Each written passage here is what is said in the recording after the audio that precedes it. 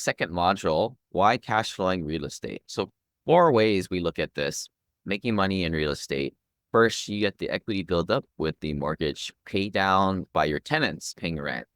And this is the real big one, big difference between you paying down your rent with your heart, sweat, and tears versus your tenants doing it for you. It's almost like an extra income source. Number two, the tax benefits via depreciation from PALs, which is passive activity losses. Third is the appreciation from the property. And since you're able to leverage, you can buy many of them.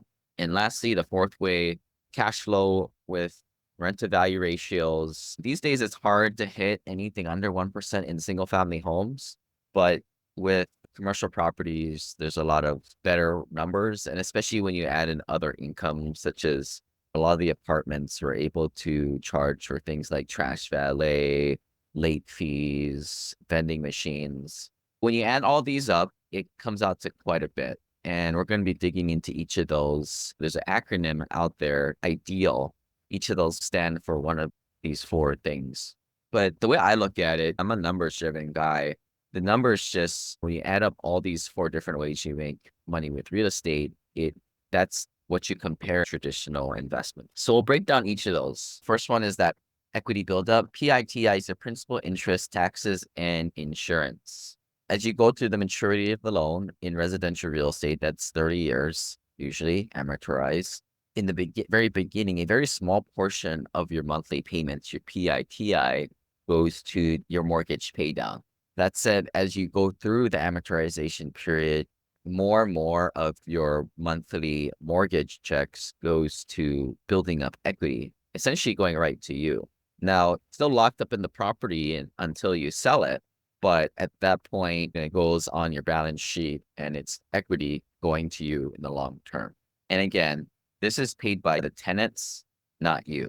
Tax benefits here. So this is a tax form that you're seeing on this slide from 2019 and 2018. So in 2019, I paid 0% tax. 2018, I paid 4.2% tax. $3,700 over my AGI was $136,000 that year. And this is all with real estate. So with real estate, you're able to write off an asset, drive tax to the negative, and lower your adjusted gross income. We're going to be getting more into this in a future module. Some of you guys might be looking at taking money out of your 401ks or IRAs, but this is just a real high level. If you notice, I structured the first 2 right there. A lot of people say, well, yeah, owning real estate is a great way to write off the mortgage. Your interest payments is what they're specifically talking about. And they're correct, but we want more, right? We want a lot more write-offs and tax benefits. And that was something I never really understood. Like, why would you want to pay $10 in interest to get $2, $3 in tax deductions by paying interest? But hey, again, this is what's all stuck in the mainstream mindset, right? Regular financial ideas that we just all got it stuck in our head.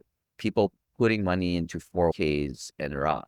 For most people who make less than $400,000, $500,000, it doesn't make sense to put money into these types of retirement plans, because when you put your money into one of these retirement plans and invest from it, you don't get these tax benefits that we're talking about here, namely the passive activity loss. So again, I think I'll highlight this throughout the presentation, but there are a lot of bad financial advice out there that has become dogma over the decades.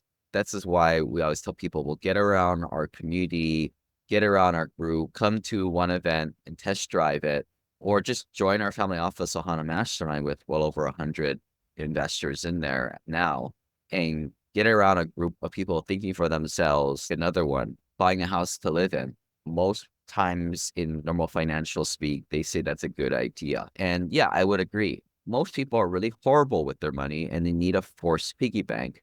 They need to be paying down a mortgage, because if not, they'll take that $1,000, $2,000 a month and go blow it on something they shouldn't. But a lot of you guys who are financially minded and have better incomes should probably pay offense more.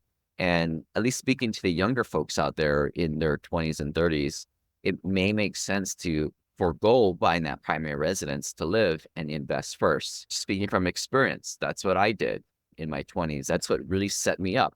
I didn't buy a house to live in. I just rent and actually still do this to this day. Hawaii is very expensive. It's $1 million to buy any type of house out here. So that's going to require me to take a $250,000 as a down payment. I'd rather have that be working in 4 or 5 deals in syndications and be leveraged there too.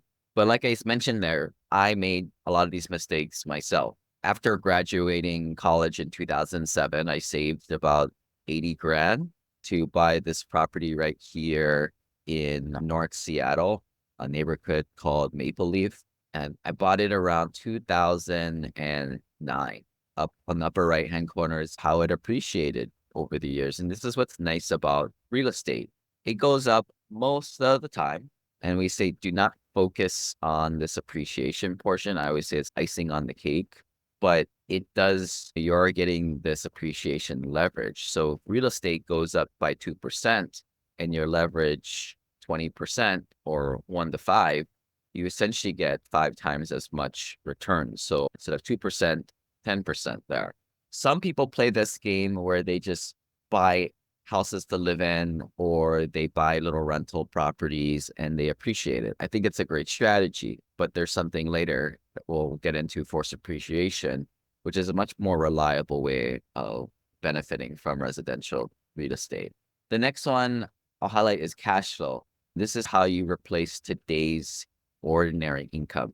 This was my goal when I first started to invest from 2009 to 2015 to 16, about there. After that, I had a little bit of shift of mindset, which I'll go over in a little bit. But throughout that time, I wanted to just get in all these rental properties and all these syndicated deals like how I have here. This was like a little mind map I put together of all my investments at the time on different ranges from Class A to Class C, more yield plays, more heavy reposition. This is not scientific. This is not anything I think anybody should try to emulate, but it's something that I was very focused on in replacing my income. Later, what I discovered as I started to meet more higher end investors, this is for me around 2016, 17, 18, was that the more and more people have money, when you start to get to 3, 4, 5 million plus net worth, a lot of these people, they don't really care about their cash flow or income. Again, this is going to be important for a lot of you folks listening, as it was for me. It's going to be on the forefront. The reason being, you probably want to leave your day job at some point or not want to be forced to be there forever. So you're going to be trying to build your portfolio with an emphasis on cash flow. In reality, you should be really focusing more on equity growth, which tends to forego cash flow in the interim. Again, what I try to do is emulate what higher net worth, more experienced investors do. And what I've discovered is they tend to not really care what cash flow comes in on a month-to-month basis or quarter-to-quarter, and they focus more on the big picture, their net worth growing. And you might say, how do they pay the bills? They either have a job that they enjoy at that point because they're probably working for the fun of it, or they have other investments in their portfolio that are already kicking off cash flow at that point, or they have the financial means to have hundreds of thousands of dollars in their infinite banking, and they can pull from that if they need, or they just have money in the bank, literally. I think at the end of the day, real estate is what got me to the dance. When I graduated college in 2007 and in 2009, got my first rental, my portfolio looked very much like the traditional investment portfolio, where we'll define it right here. Real estate is considered an alternative investment, whereas stocks, bonds, mutual fund, money market, and cash are considered traditional investments.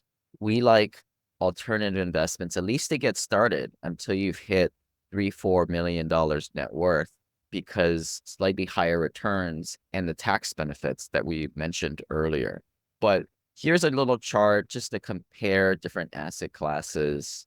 The real estate tends to have a little bit better returns, especially when you're using leverage. You're having equity buildup there. It's a hard asset as comparison to these others, better tax benefits. The only downside about real estate when you compare it with these other asset classes, liquidity. Once you're in, you're stuck in it. But I would argue, like, where else are you going to have your money working harder for you or getting a higher yield that you got to wait for?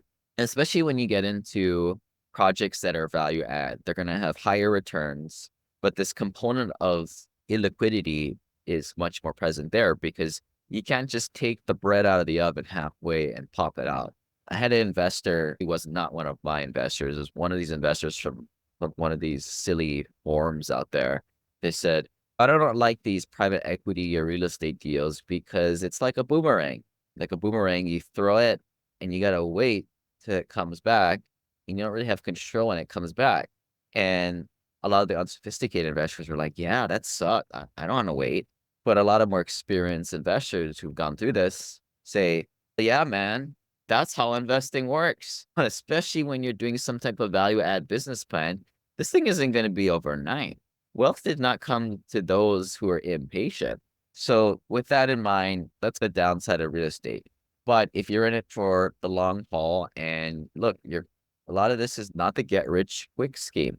The other one that we don't have on here is private equity and investing in businesses, which we're starting to do as a group. Now you're getting into much higher returns and more asymmetric type of plays. But the reason why I try and keep it simple here is a lot of the people that are going through this masterclass might be under a couple $1 million net worth.